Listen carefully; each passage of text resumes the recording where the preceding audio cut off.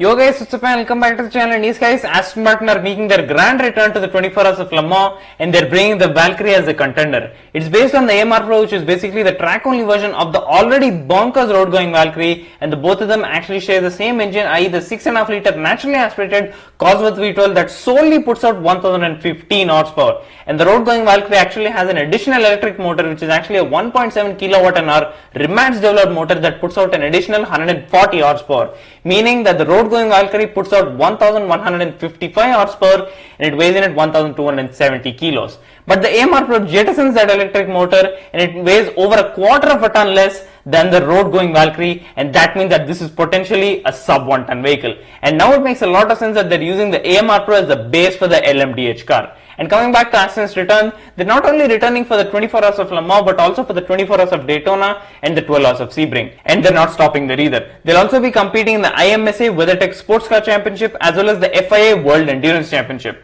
But sadly, the Valkyrie won't be putting out 1015 horsepower, which is basically outright power. The car will be focused on endurance, and that means that it will be putting out 670 horsepower, which is the target output of an LMDH car. And most of the cars in all these categories are hybrids, and that will make the Valkyrie the only V12 powered car as well as the only internal combustion engine power only car. And as you all may know, Aston Martin already compete in the Formula 1 Championship where they took over the Racing Point team, which was formerly the Sahara Force India team. And I mean, the project of the Valkyrie itself was totally shelved and buried in 2020. And sometimes plans change, sometimes for the better, and this time it did. I mean, the Valkyrie on its own, when it got released, was an instant hit. I mean, it is very much in demand. Only 150 of the Valkyries will be made and only 25 of the AMR Pros will be made, and all of them are mostly allocated by now. And now Aston are ready to take it to the tarmac against some of the most powerful cars on this planet, as well as compete in some of the most prestigious races of all time. And when Aston Martin do start competing in all these different championships in the year of 2025, they will officially establish themselves as the one and only car marquee on this planet to be competing in some of the most prestigious races